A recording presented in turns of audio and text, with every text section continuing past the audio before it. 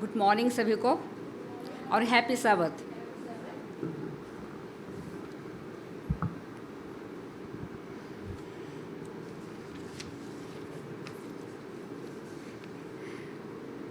आज मैं आप लोगों के सामने फीचर टॉक ले आई हूँ और इसका शीर्षक है खोई हुई भेड़। खोई हुई भेड़। और मुझको आशा है कि सब कोई भेड़ देखे होंगे। देखे हैं भेड़? हाँ, भेड़ देखे हैं। वाइट कलर का होता है और उसका जैसा बकरी होता है।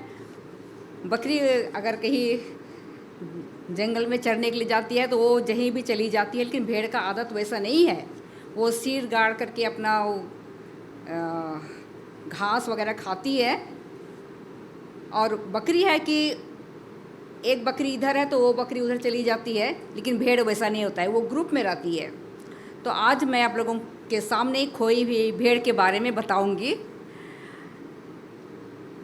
परमेश्वर ने इज़राइलियों की तुलना भेड़ से की है। और आज दुनिया के हर एक लोग जो मसीही कहलाते हैं उनकी तुलना भेड़ से की जाती है। और इसकी कई वजह भी हैं। तो हम देखते हैं कि प्रभु यीशु मसीह हम मसीहियों को भेड़ से तुलना करते हैं। पहला वजह हम देखेंगे, भेड़ उन जानवरों में से है जिनकी कोई प्रतिरक्षा प्रणाली नहीं होती है। मतलब ये जो भेड़ हैं वे खुद की रक्षा स्वयं नहीं कर सकती हैं। भेड़ एक चरवाहा के बिना असहाय होती है, इसलिए उनको एक चरवाहा होना बहुत ज़रूरी है, क्योंकि चरवाहा उनका जो गाइड करता है तभी भेड़ उसके पीछे जाती है। भजन संहिता 23 की पहली पंक्ति में कितनी ही सुंदर सच्चाई लिखी गई है, यहोवा हमारा चरवाहा है। और परमेश्वर के बिना हम सब असहाय हैं। हम कुछ नहीं कर सकते जब तक परमेश्वर हमारे जीवन में नहीं होंगे, हमारी सहायता नहीं करेंगे, हम कुछ अपने आप से कुछ नहीं कर सकते हैं उन भेड़ों की तरह। और कहता है कि जब भी शैतान हम पर हमला करता है, हमारा परमेश्वर हमें बचाता है। हम इस पाप में दुनिया में रहते हैं, शैतान हमेशा हमारे ऊपर हमला करने के लिए ताक में लगा रहता है। और जब कभी भी हमें कमज़ोर देखता है या हमें जब परमेश्वर से हम अगर दूर भटक जाते हैं, दूर चले जाते हैं, तभी शैतान हम पर क्या करता है? हमला करता है। और जब हमला करता है तो यदि परमेश्वर को अगर हम पुकारते हैं तो परमेश्वर बहुत ही जल्दी हमें बचाने के लिए आ जाते हैं। दूसरा थिस्सलुनीकियों 3:3 में लिखा है, परंतु प्रभु सच्चा है, वह तुम्हें दृढ़ता से स्थिर करेगा और उस दुष्ट से सुरक्षित रखेगा। तो हम देखते हैं कि दूसरा थिस्सलुनीकियों 3:3 में लिखता है कि परमेश्वर हम सबको क्या करता है? सुरक्षित रखता है। शैतान की उस परीक्षा बोलेंगे या शैतान के उस जाल से हमें क्या करता है? बचाता है। और दूसरा वजह है, भेड़ अपने अगुआ के पीछे जाने के लिए बहुत ही ढीठ माने जाते हैं। कभी कभी हम मनुष्य भी वैसे ही हैं, चाहे कितना ही खतरा क्यों ना हो। आज हम इस दुनिया में देखते हैं, हम मसीह तो हैं, हमें मसीह के पीछे चलना है, लेकिन हम क्या करते हैं? उन भेड़ों की तरह हम भी क्या होते हैं? ढीठ हो जाते हैं। हम प्रभु यीशु मसीह के पीछे चलना नहीं चाहते हैं। भेड़ की तरह मनुष्य भी ऐसे ही अगुआ या नेता के पीछे हो लेते हैं जिनकी बातें उनको बहुत आकर्षित करती है। हम देखते हैं जब कोई भी ऐसे अगुआ होते हैं, कोई भी नेता होते हैं जो बहुत ही अच्छी बातें, ऐसी बातें करते हैं जो हमारे इच्छा के अनुसार, जिसको हम पसंद करते हैं, अगर वैसी बातें करते हैं तो हम भी क्या करते हैं? उसकी बातों से आकर्षित होते हैं और उसके पीछे हो लेते हैं। और फिर बोलता है, इतिहास बताती है झुंड मानसिकता के बारे में।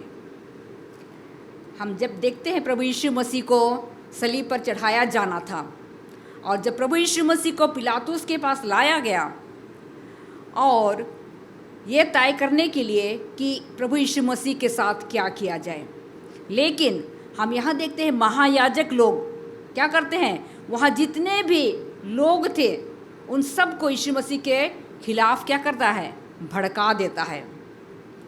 और भड़का देता है, फिर क्या होता है, और ये कहते हैं कि हमें यीशु मसीह के बदले बरअब्बास को छोड़ देने का निर्णय उन्होंने लेता है। वो जब ये याजक लोग कहते हैं कि नहीं, हम ये कहते हैं, लोगों को भड़का देते हैं कि यीशु मसीह को सलीब पर चढ़ाओ, यीशु मसीह को क्रूस पर चढ़ाओ। और बरनबास जो था, बराबर जो था, उसको छोड़ देने के लिए, एक बहुत ही खतरनाक डाकू था, उसको छोड़ देने के लिए और यीशु मसीह को क्रूस में चढ़ाने के लिए ये जो भीड़ है वो आवाज़ लगाते हैं। और फिर बोलता है कि वही लोग जिन्होंने कुछ दिन पहले ही यीशु मसीह के चमत्कारों को देखा था, ये जो बड़ी भीड़ थी वहाँ जो इकट्ठे हुए थे यीशु मसीह के साथ, और ये लोग यीशु मसीह के हर उन चमत्कारों को उन्होंने देखा था। यीशु मसीह की जो शिक्षा जब उनको बताया था, चंगाई देने वाला, क्षमा करने वाला और परमेश्वर के बारे में बताने वाले के नाम से जाना जाता था। और इन्होंने आज उस भीड़ में शामिल होकर के वो सब कोई यही आवाज़ लगा रहे हैं, ये चिल्ला रहे हैं कि यीशु मसीह को सलीब पर चढ़ाया जाए। पर अब कुछ ही क्षणों में वही भीड़ यीशु मसीह को क्रूस पर चढ़ाने के लिए तैयार थी। मरकुस 15:11 कहता है, परंतु प्रधान याजकों ने लोगों को उभारा कि वह बरअब्बा ही को उनके लिए छोड़ दे। हम तीसरा वजह हम देखते हैं, भेड़ झुंड से अलग हो जाने के लिए बहुत ही प्रख्यात है। यशायाह 53:6 कहता है, हम तो सब के सब भेड़ों के समान भटक गए थे, हम में से हर एक ने अपना अपना मार्ग लिया। और आज हम भी भेड़ों के समान क्या हो गए हैं, भटक गए हैं, और हम सब कोई अपना अपना मार्ग लिए हैं। जब तक एक भेड़ झुंड के साथ है, यहाँ पर ध्यान देने वाली बात है, जब तक भेड़ झुंड के साथ होता है और एक अच्छा चरवाहा उनकी रखवाली करता है, तब तक वो सुरक्षित रहता है। और कभी कभी क्या करता है, ये भेड़ हरी भरी घास की तलाश में वो क्या होती है, अहंकारी हो जाता है, अभिमान हो जाता है, और वो भीड़ से अलग हो जाता है। और जब भीड़ से अलग हो जाता है फिर क्या होता है, हम देखते हैं पहला पत्रस 5:8 में लिखता है, सचेत हो और जागते रहो, क्योंकि तुम्हारा विरोधी शैतान गरजने वाले सिंह के समान एक इस खोज में रहता है कि किसको फाड़ खाएं। तो हम देखते हैं जब अच्छा चरवाहा के झुंड से वो अलग हो जाता है, अकेले हो जाता है, क्योंकि हम जानते हैं ये शैतान है गरजने वाले शेर की तरह, वो इस ताक में रहता है कि कब उसको मौका मिले और वो उससे पकड़ करके वो फाड़ खाता है। इसी तरह से हमारा जीवन भी है।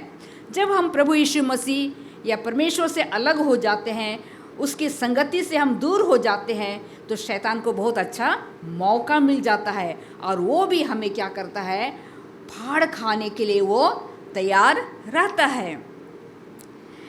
पतरस कलीसिया को चेतावनी देता है कि शैतान शेर की नाई ताक लगाकर बैठा है कि कब हमला करे। शेर कभी भी झुंड पर हमला नहीं करता, वह इस इंतज़ार में रहता है कि कब कोई भेड़ झुंड से क्या हो जाए, अलग हो जाए। जब भेड़ अपने उस झुंड में रहता है तो शैतान कभी भी हमला नहीं करेगा या शेर कभी भी हमला नहीं करेगा। लेकिन उसी तरह जिस तरह से भेड़ उस झुंड में रहता है और हम मसीही जिसको परमेश्वर ने कहा है हम क्या हो, तुम भेड़ हो, और जब हम उस झुंड से अलग हो जाते हैं तो शैतान हमें चीड़ फाड़ करके खाने के लिए वो हमेशा तैयार रहता है और उस ताक में रहता है कि ये कब उस झुंड से अलग हो जाए।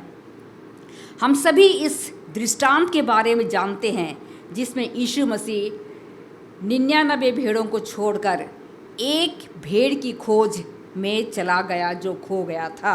इस कहानी को, इस दृष्टांत को हम अच्छी तरह से जानते हैं। यीशु मसीह एक अच्छा चरवाहा है और हम उसकी भेड़ें हैं। हमें एक अच्छे चरवाहे के पीछे चलना चाहिए ताकि उससे अलग ना हो और उसके साथ सुरक्षित रहें। तो यहाँ पर हम देखते हैं लूका 15 का 2 से 7 में ये 99 भेड़ों के बारे में हम देखते हैं। प्रभु यीशु मसीह किस तरह से 99 भेड़ों को छोड़ करके एक भेड़ जो खो गया था उसको ढूंढने के लिए वो चला जाता है और उसे जब पाता है तो उसको ले करके वो आता है।